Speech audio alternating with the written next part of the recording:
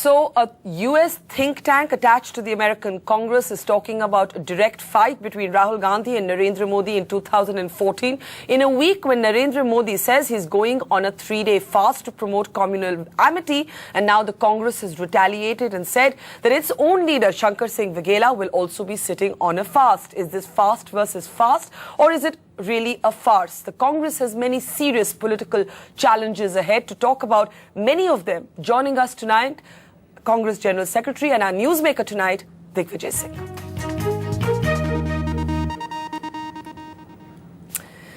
Mr. Digvijaya Singh, always a pleasure to have somebody who doesn't pull his punches on the program tonight. Welcome to the Buck Stops here. Where have you, in a sense, been missing all the action, while it seemed at many different moments that the Congress seemed to be unraveling and it really needed your political sagacity? Well, it's good to be back with you, Barkha, after a long time. Do you share my opinion that, and many other people's opinion, that different decisions over the last 2 months have indicated that this government and your party, if I may say so, appears to have lost its political instinct, approaching one crisis after another through a procedural prism rather than a political one, Mr. Digvijaya Singh? Well, I think if you take out these 2-3 months, the government by itself has done fairly well in the overall context, because in a period of worldwide recession, the Indian government has been able to get a fairly high rate of growth, and I think the government of India has taken all the measures to sort of get a sustained high economic growth. As far as the political decisions go, I think this could have been handled a little better, but I think it is more of a media hype than anything else. And I think the Congress party and the UPA government has been extremely sincere in fighting corruption.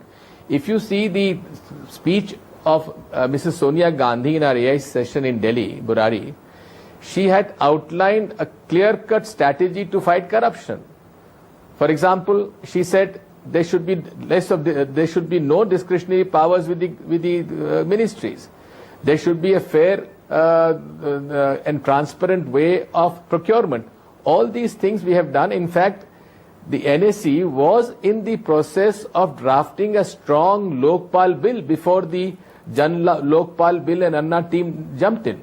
So I think the Congress party has been sincere in fighting corruption, and if you see, right to information has brought all these scams in the open. And consistently, the Congress party, whether it's our chief minister or our allied minister or senior officials, we have not spared anyone. But would you concede, because I noticed when you were assessing the performance of the government, you did exclude the last 2 to 3 months. I know you've been on the program earlier during the Baba Ramdev agitation, talking about what a mistake it was for the ministers to go to the airport. Would you concede that there's been one mistake after another in the handling of Anna Hazare and his team?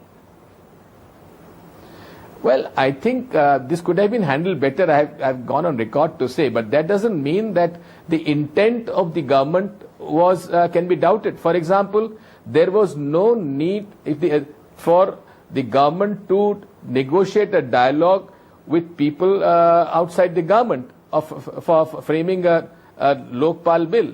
In fact, it is unheard of, unprecedented.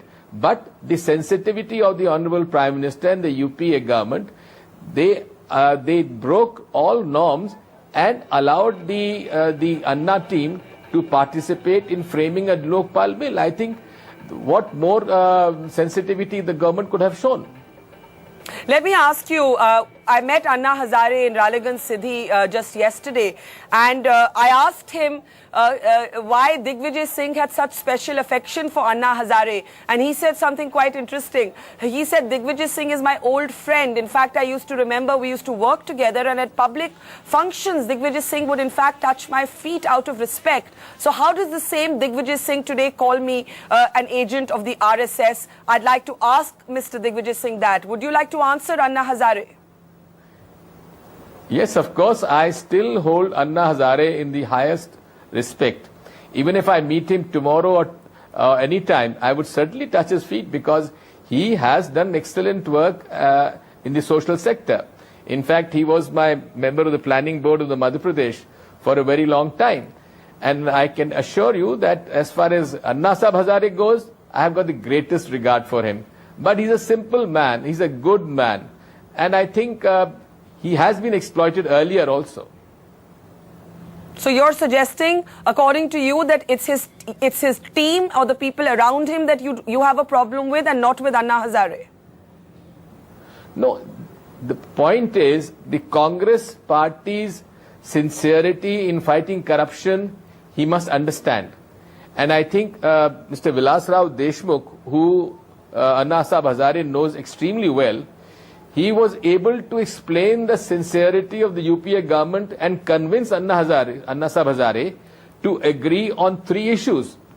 The 3 issues which is in the public domain now. And I think the government of the standing committee of the parliament would take all these 3 suggestions into consideration when they draft the Lokpal bill.